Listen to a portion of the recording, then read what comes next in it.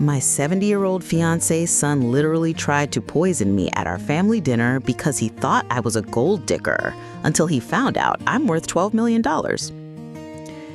At 68 years old, I never imagined I'd be planning a wedding again. But life has a funny way of bringing people back together when you least expect it. What I definitely didn't expect was for my fiancé's son to literally try to poison me to stop the marriage. Big mistake. I'm Dr. Sarah Mitchell, and I've been living quietly in rural Montana for the past 10 years, running a small clinic for folks who can't afford proper health care.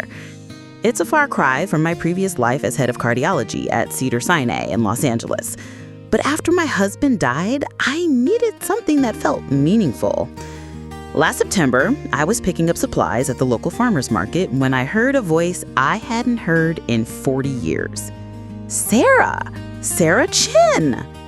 I turned around and nearly dropped my tomatoes. Standing there, silver-haired but with the same warm brown eyes, was David Rodriguez, my college sweetheart, my first love, the man I thought I'd marry before life pulled us in different directions. David, what in the world are you doing in Montana? Turns out he'd moved here 3 years ago after his wife passed from cancer. He'd sold his successful construction business in Phoenix and wanted somewhere peaceful to retire. We spent the entire afternoon catching up at the local diner, sharing stories about our kids, our losses, and the paths our lives had taken. The connection was still there, stronger than ever, actually. Over the next few months, we were inseparable. David would drive me on house calls to remote ranches, helping me carry medical supplies, and even learning to take blood pressure readings. My daughter Emma, who works as a nurse practitioner in Seattle, was thrilled when I told him about David. Mom, you deserve to be happy. Dad would want you to find love again. David felt the same way. At 70, he said he didn't want to waste whatever time he had left being alone. So when he proposed on New Year's Eve overlooking the snow-covered mountains, I said yes without hesitation. The only complication was his family. David has one son, Marcus, who lives in Denver with his wife, Jessica. According to David, they were supportive of our relationship. That should have been my first red flag. Sarah, the kids want to do a proper family dinner to welcome you, David told me in February. Marcus insists on this fancy steakhouse in Denver. He says it's the best place for a celebration. Something felt off about traveling 3 hours for dinner when we could have easily met somewhere locally, but I wanted to make a good impression. My daughter Emma drove down from Seattle to join us, excited to meet David's family. The restaurant was eerily empty for a Saturday night, tucked away in some industrial area of Denver. The hostess seemed nervous as she led us to a private dining room. David's son Marcus, a pudgy man in his 40s with thinning hair and an expensive suit, greeted us with a stiff handshake. His wife Jessica, a thin blonde with cold blue eyes, barely managed a fake smile. "So nice to finally meet you," she said in a tone that suggested the opposite. From the moment we sat down, they started interrogating Emma. "What do you do for work?" Jessica asked, her voice sharp. "I'm a nurse practitioner in Seattle," Emma replied politely. "Oh," Jessica's face scrunched up like she'd smelled something bad. "Not a real doctor then. And you're not married?" "Not yet, but I'm engaged," Emma said, clearly uncomfortable. Marcus jumped in. "Must be tough making ends meet on a nurse's salary in Seattle. Those student loans must be killer, huh?" The questions kept coming, each one more invasive than the last. They asked about our financial situation, why we'd abandoned successful careers to live in the middle of nowhere, and whether we had any hidden debts or medical issues. David kept apologizing and telling them to stop, but they pressed on like bulldogs. About 20 minutes into the meal, my stomach started clamping. I tried to ignore it, thinking it was just nerves, but the pain kept getting worse. Emma looked pale and kept shifting her seat. "Excuse me," I said shakily, standing up. "I need to use the restroom." "Me too," Emma whispered, following me. In the bathroom, Emma grabbed my arm. "Mom, something is wrong. My stomach is killing me and I feel dizzy." "Mine too, but we ate the same food as everyone else." That's when the diarrhea hit. Violent, painful, and completely debilitating. We were trapped in that bathroom for 20 minutes, taking turns in the stalls while our bodies betrayed us. When we finally made it back to the table, looking pale and sweaty, Jessica had this smug little smirk on her face. "Wow, you both look terrible. Are you sure you're healthy enough for marriage, Sarah? I mean, at your age, this kind of thing could be really serious." Marcus nodded saltily. "Dad, this is exactly what we were worried about. What if she has some chronic condition she's hiding?" David was furious. "That's enough. Sarah is perfectly healthy." "Are you sure about that?" Jessica's voice was syrupy sweet. "I mean, look at her, and her daughter too. What are the odds that both of them would get sick unless there's something genetic going on?" I excused myself to the bathroom again, feeling like I might pass out from the pain. That's when the young server, who'd been avoiding eye contact all evening, approached me in the hallway. He said, "Ma'am, I'm so sorry. I couldn't live with myself if I didn't tell you." He pulled a small bottle from his pocket. "They made me put this in your food. The man's son and his wife. They said if I didn't do it, they'd had me fired and make sure I never worked in Denver again. It's some kind of powerful laxative."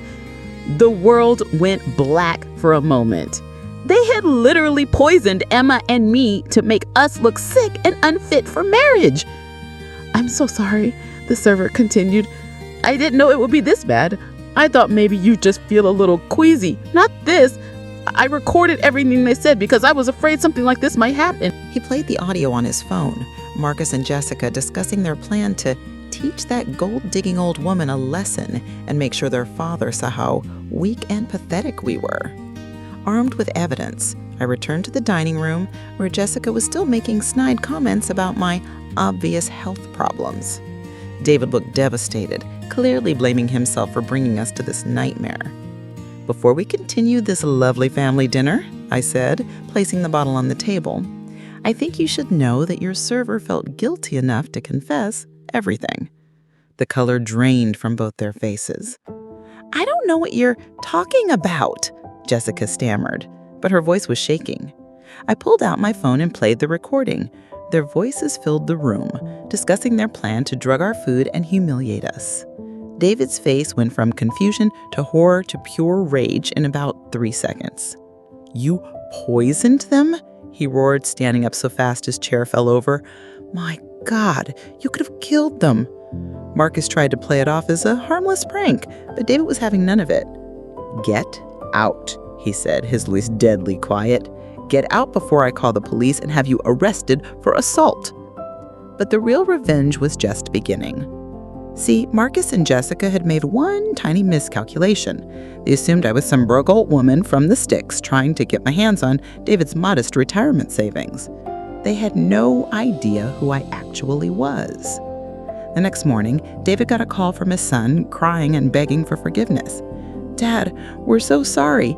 We were just trying to protect you. Please don't let this ruin our family." His response was ice cold. "You're right to be sorry, but not for the reason you think." That's when he told Marcus exactly who he had tried to poison. Dr. Sarah Chin Mitchell, former head of cardiology at Cedars-Sinai, owner of 3 medical buildings in Beverly Hills worth $12 million. The woman who donated her $200,000 annual salary to free clinics for the past decade because she didn't need the money.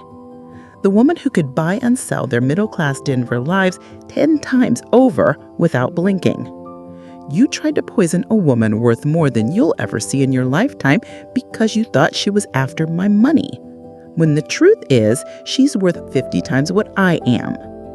But David wasn't done. Within a week, he'd contacted his lawyer and rewritten his will, leaving everything to medical charities instead of Marcus and Jessica. Every penny of his $800,000 in savings and assets, gone. He told me, "I realized I raised the son who would literally poison an innocent person for money. That's not someone I want inheriting anything I worked for." Marcus and Jessica showed up at our clinic the next week, sobbing and begging for forgiveness. They'd looked me up online and found photos of me receiving humanitarian awards, articles about my charity work, and real estate records showing exactly how loaded I really was. "We're so sorry, Dr. Mitchell," Jessica blubbered. "We didn't know who you were." "That's exactly the problem," I replied. "You would have been perfectly fine poisoning someone you thought was poor and defenseless. The only reason you're sorry is because you found out I have money." David and I got married in a small ceremony at our clinic, surrounded by the patients and community members whose lives we'd touched. Emma walked me down the aisle, and half the town showed up with casseroles and homemade gifts. Marcus and Jessica weren't invited. They still call David regularly, begging him to reconsider his will. They've sent letters, showed up at our house, and even tried to get other family members to intervene, but David's mind is made up. "I spent 40 years building something I was proud of. I'm not going to let people who would poison innocent strangers get their hands on it." As for me, I've never been happier. I found love again, married a man who stood by me when his own family tried to destroy me, and we're spending our golden years actually making a difference in the world. And every time Marcus calls crying about his lost inheritance, I remember that smug little smirk on Jessica's face when she thought she had successfully poisoned me. Karma really is a beautiful thing. The best part? 3 months after our wedding, Marcus and Jessica got divorced. Apparently, the stress of losing an $800,000 inheritance was too much for their marriage to handle. Marcus moved back with his elderly mother, and Jessica moved to Florida to live with her sister. Neither one got a penny. Sometimes the universe has a sense of humor, and sometimes the best revenge is just letting people destroy themselves with their own greed and stupidity. David and I are still in Montana, still running our clinic, still deeply in love. And his money?